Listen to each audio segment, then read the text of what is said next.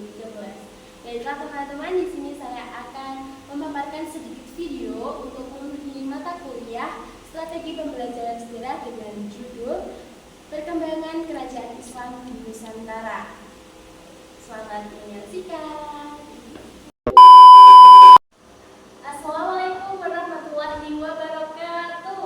Waalaikumsalam warahmatullahi wabarakatuh. Selamat pagi anak-anak. Pagi Bu. Masih semangat semuanya? Masih. Alhamdulillah ya teman-teman. Pada mata pelajaran hari ini kita mendapati jam pagi. Jam masih fresh-freshnya. Oke teman-teman. Di sini karena kita masih fresh-freshnya, kita akan belajar tentang apa? Ada yang tahu? Ya, betul sekali, tentang sejarah. Kita dari ini materi kita adalah sejarah. Mata pembelajaran kita adalah sejarah. Sejarah. Kalian itu suka nggak dengan sejarah? Ada yang suka di sini? Apa alasannya kamu suka dengan sejarah? Ya, betul sekali. Kalian suka dengan sejarah karena masa lalu. Betul sekali. Masa lalu tidak akan pernah membuat kita kelam. Karena masa lalu adalah pendorong kita untuk menuju masa depan. Pastinya jangan lupakan itu. Jas merah. Ya, betul sekali. Jas merah adalah lambang para sejarawan. Itu teman-teman. Di sini ada yang tahu kita sudah sampai materi apa? Ya, ada yang tahu? Ya, betul sekali, teman-teman. Jadi, kita akan membahas materi kita yang kemarin belum selesai ya. Kita sudah sampai di materi perkembangan kerajaan Islam di Indonesia. Sebelum kita memulai pembelajaran kita pada pagi hari ini, kita terlebih dahulu berdoa agar pembelajaran kita senantiasa bermanfaat pada diri kita dan sekitar kita, teman-teman. Begitu ya? Oke, salah satu memimpin doa yang laki-laki ya. Oke, moga berdoa selesai. Terima kasih. Oke, tepuk tangan buat kita semua, teman-teman. Lanjut ya. Kita akan membahas perkembangan kerajaan Islam di Indonesia. Siapa sih yang nggak tahu agama Islam di Indonesia? Di sini pastinya semuanya tahu tentang agama Islam. Agama Islam adalah ujung tombak dari kita semua ya. Agama adalah pengarah kita. Agama adalah salah satu jadi pedoman hidup kita ya teman-teman. Dari sini semuanya agama Islam ya. Nah, oke, baiklah. Lanjut kita ke materi yang pertama, perkembangan kerajaan Islam di Indonesia. Kerajaan Islam. Jadi perkembangan kerajaan Islam di Nusantara, di negara kita ini Indonesia, merupakan proses yang tajam dan sangat kompleks tentunya, melibatkan berbagai faktor seperti perdagangan, pernikahan, dan juga dakwah pastinya. Islam masuk ke Indonesia diperkirakan sejak abad ke-7 Masehi. Namun baru mencapai puncak kejayaannya atau meledaknya Islam di Indonesia itu pada abad ke-13.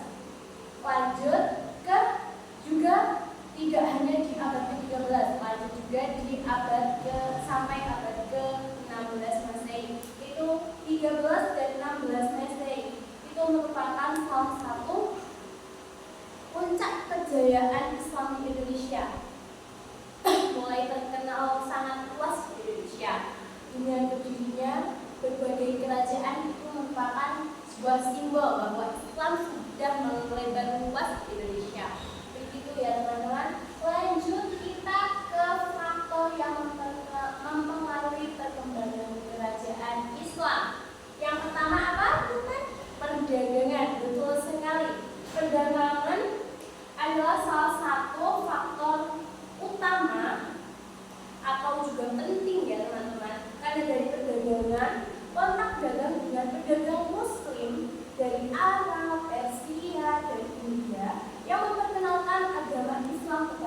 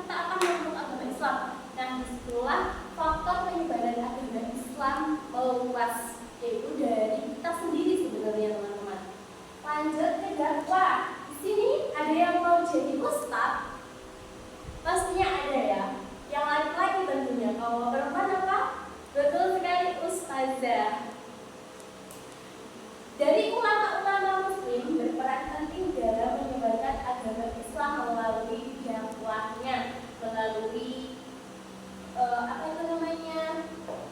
dakwah-dakwah ceramah-ceramah di masjid, dan dari pesertanya itu cuma satu orang bertambah, berpindah tempat lalu bertambah lagi, berpindah tempat bertambah lagi. Jadi mereka itu tidak hanya di satu tempat. Jadi mereka akan berpindah-pindah provinsi, tidak hanya berada di Aceh, tetapi menyebar luas hingga ke Jawa, ke Bali, dan lain sebagainya.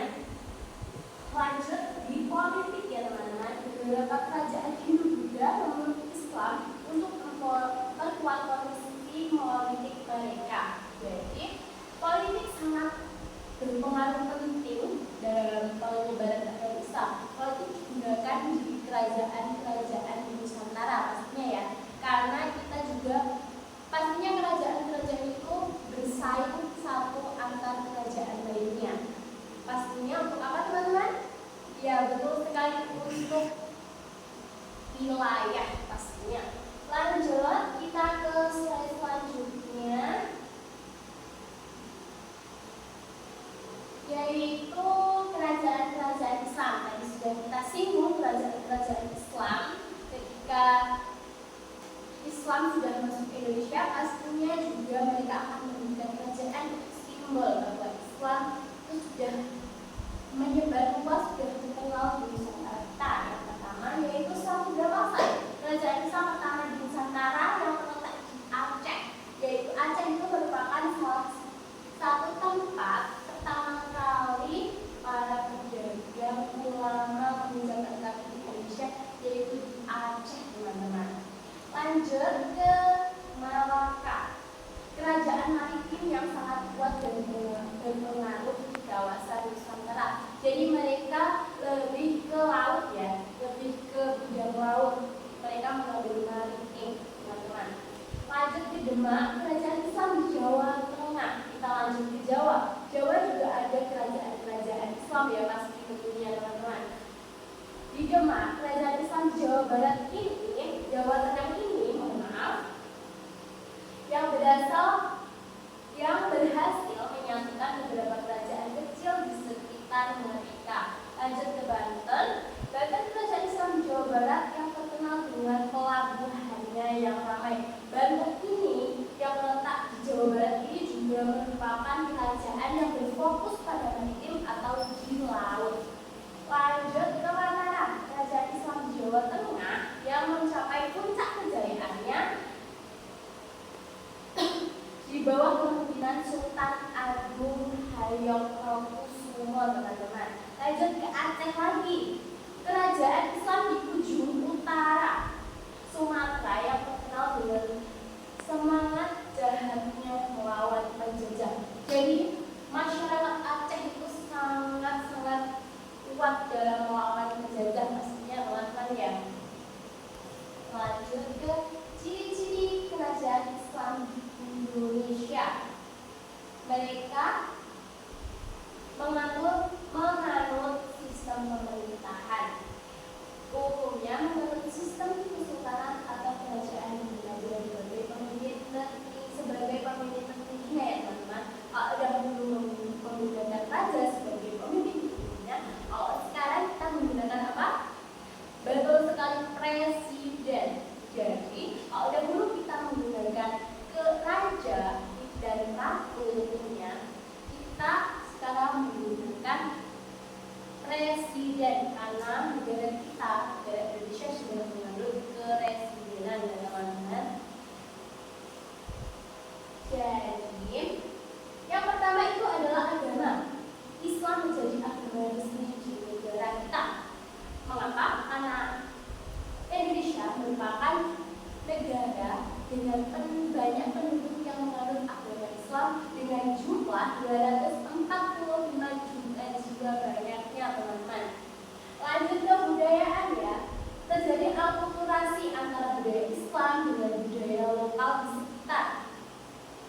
Jadi budaya itu juga merupakan salah satu penanda bahwa masyarakat kita itu memiliki ciri khas tersendiri dari berbagai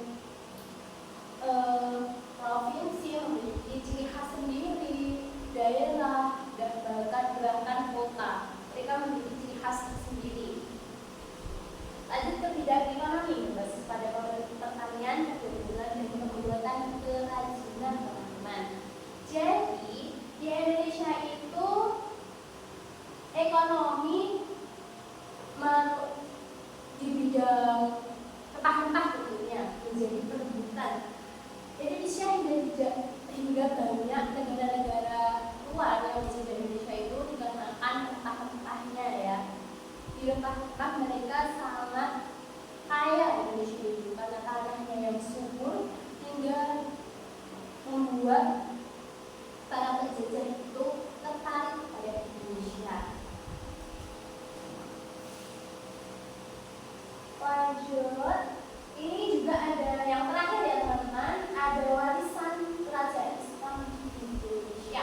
Yang pertama itu masjid. Masjid itu apa teman-teman? Bagus sekali, tempat beribadah kita sebagai masyarakat Muslim.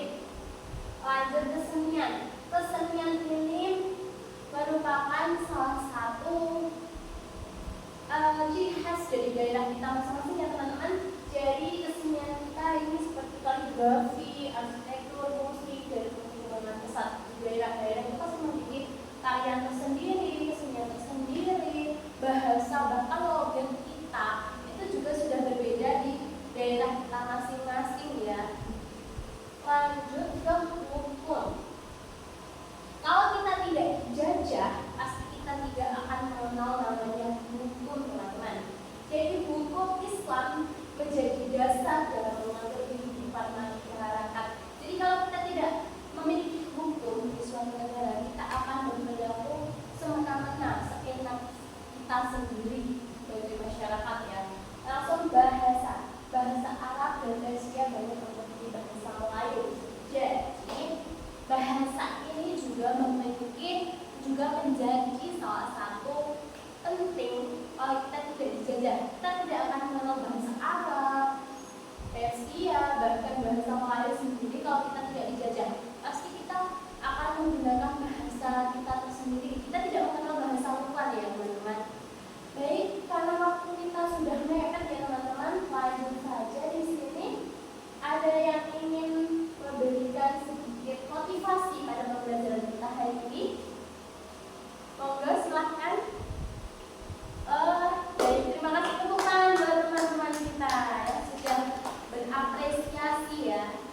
Oke teman-teman, lanjut, nanti tugasnya akan ibu kirim ya, karena ini materi kita juga belum selesai. Kita akan lanjutkan minggu depan di pembelajaran sejarah kita.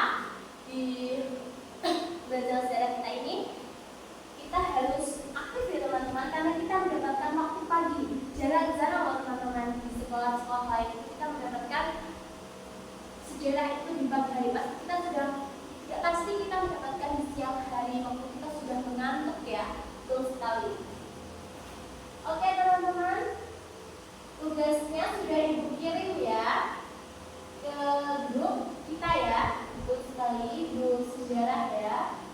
Itu nanti kalian mengerjakan secara individu, tidak boleh berkelompok ya. Individu. Setiap siswa harus mengerjakan satu kerajaan. Jadi banyak kan kerajaan-kerajaan di Indonesia. Di sini muridnya berapa? 19 ya, satu kelas. Jadi satu-satu menyebutkan kerajaan-kerajaan dan bagaimana pemerintahannya, bagaimana cara mereka memerintah dan lain sebagainya. Yang sudah saya kirim ya. Oke teman-teman, mungkin bisa dicukupkan untuk pagi hari ini karena lanjut ke pembelajaran yang selanjutnya ya. Oke, terima kasih. Mungkin sekian dari Ibu. Terima kasih. Wassalamualaikum warahmatullahi wabarakatuh. Waalaikumsalam warahmatullahi wabarakatuh.